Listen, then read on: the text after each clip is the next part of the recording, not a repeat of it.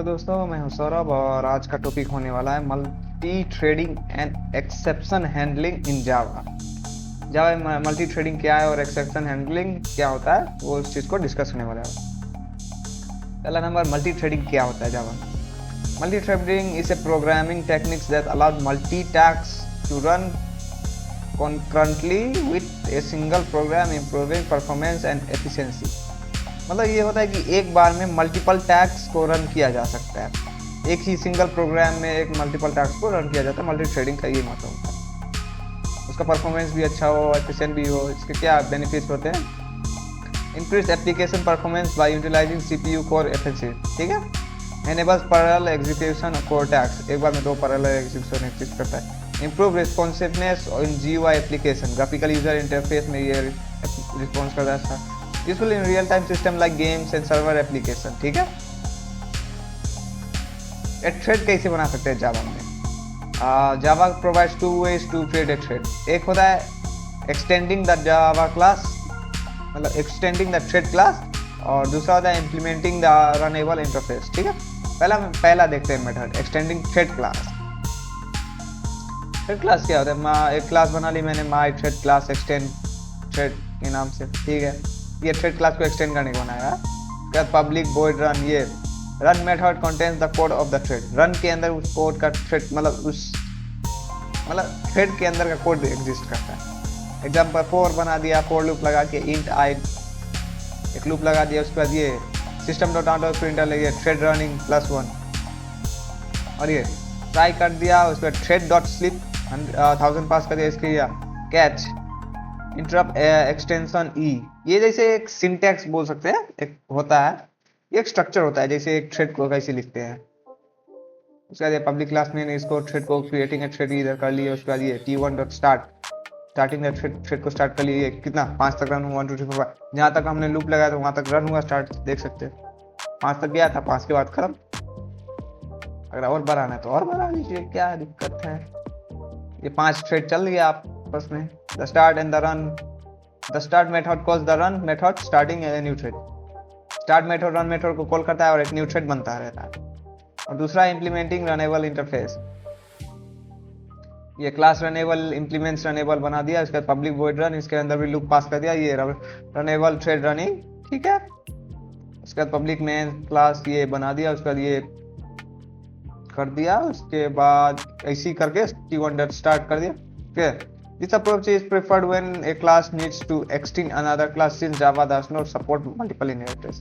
जैसे एक क्लास को एक्सटेंड करके दूसरा क्लास में बनाना चाहता तब ये अप्रोच काम करेगा, नहीं तो क्योंकि जावा में मल्टीपल इनहेरिटेंस काम नहीं करता है। ये थ्रेड के मेथड है, जैसे स्टार्ट हो गया, रन हो गया। स्टार्ट ए न्यू थ्रेड को स्टार्ट करने के लिए हो गया। Run contains the thread execution logic, run execution के लिए होता है। sleep post thread execution for the given time। उसका join है, wait for threads to finish before containing, is alive, catch if a thread is running, yield, pause the current thread to allow other thread to execute। thread synchronization problem, when multiple thread access their resource it may lead to race condition। मतलब एक बार में एक से ज्यादा अगर हो जाता है तो उसमें ये होता है कि थ्रेड रेसिंग पे चला जाता है, कौन पहले आएगा कौन बाद में आएगा, ये एक कंडीशन होकर हो जाती है। तो सॉल्यूशन वो क्या होता है? सिंक्रोनाइज लगा देंगे तो वो 1 by 1 ही आएगा। अगर एक रुका है तो दूसरा चलेगा, दूसरा रुका है तो पहला चलेगा, ऐसा काम करता है। ये कैसे लगाते हैं? काउंटर बना लिया, प्राइवेट इन काउंट 0 पब्लिक, इसमें सिंक्रोनाइज कीवर्ड का यूज करते हैं, इसका यूज करते हैं तब जाके ये सिंक्रोनाइज मेथड बनता है। ये इसको इंक्रीमेंट कर दिया, उसके बाद पब्लिक इन गेट काउंट हो गया। उसके बाद ये इसके अंदर पब्लिक क्लास में पब्लिक स्टैटिक वॉइड, उसके बाद इसको कॉल कर लिया। उसके बाद थ्रेड 1 इक्वल न्यू थ्रेड, और फॉर लूप लगा दिया इधर और इंक्रीमेंट कर दिया। चलिए देख, उसके पहला इंक्रीमेंट थ्रेड 1, ये थ्रेड 2 भी हो गया, और इसको भी start t1 dot start t1, इसमें 2 थ्रेड पास कर दिए, ठीक है।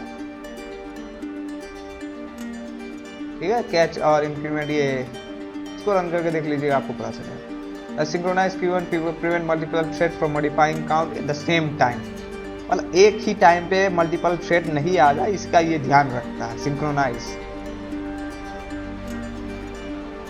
एक्सेप्शन हैंडलिंग इन जावा क्या होता है? Unexpected is an unexpected error that occurs during the program execution causing the termination abruptly. Expectation ये होता है कि अगर बिना एक्सपेक्टेड अगर कोई एरर आ जाए प्रोग्राम तो वो इस चीज को हैंडल करता है. Ensure the program that contains execution even with errors when errors occur. ये ध्यान रखता है कि अगर कोई प्रोग्राम एरर आ गया फिर भी प्रोग्राम को डिटेक्ट करके उसको रनेबल बनाने के लिए एक्सेप्शन हैंडलिंग का यूज किया जाता है. कितने टाइप्स के होता है इधर? ये चेक एक्सेप्शन होता है, अनचेक एक्सेप्शन होता है और एरर होता है. इसका क्या ये कंपाइल टाइम पे कहाँ इसको चेक किया जाता है? ये कंपाइल टाइम पे ओकर होता है. इस एग्जांपल में आईओ एक्सेप्शन होता है या फिर एसक्यूएल एक्सेप्शन होता है और ये रन टाइम पे होता है. इसमें नल पॉइंटर एक्सेप्शन होता है, एडमेटिक एक्सेप्शन होता है और ये एरर रिप्रेजेंट सीरियस इशू, मतलब कोई सीरियस इशू आ रहा है तब ये एरर आता है. आउट ऑफ मेमोरी एरर और stack flow overflow. Handling exception using try catch. Java provides a try catch block to handle exception gracefully.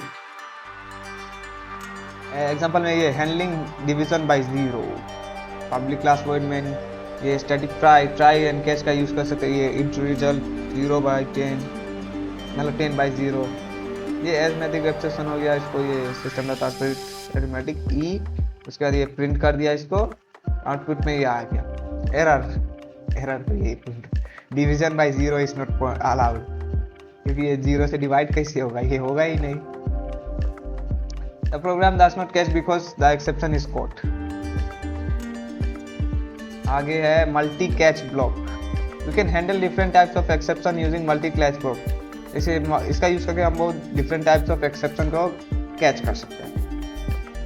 Public class code में हो गया ट्राई इन 1 2 3. उसके बाद ये 5 मैंने प्रिंट करवा दिया. नंबर 5 तो है ही नहीं, फिर भी देखते हैं. और ये तो अरे इंडेक्स आउट ऑफ बाउंड, मतलब इधर 3 ही मैंने दिया है अरे में और 5वां को फाइंड आउट कर रहा हूँ तो हो ही नहीं रहा है.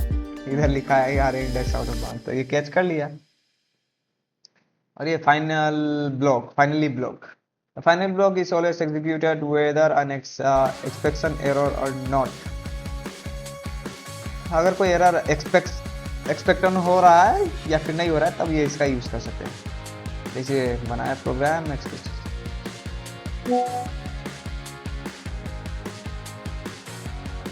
कोड हो गया, फिर फाइनली ब्लॉक एग्जीक्यूटेड हो गया. इनसाइड ट्राई ब्लॉक और फाइनली ब्लॉक एग्जीक्यूटेड. ये पता कर लेगा कि कहाँ एरर है कहाँ नहीं है और इसको ब्लॉक कर देगा. Throw custom expectation throw and catch का यूज कर सकते हैं इसमें. You can create a throw custom exception using throw. Program में class custom exception, extend exception, public custom exception, string message, super message, public class void में उसका age 15 डाल दी.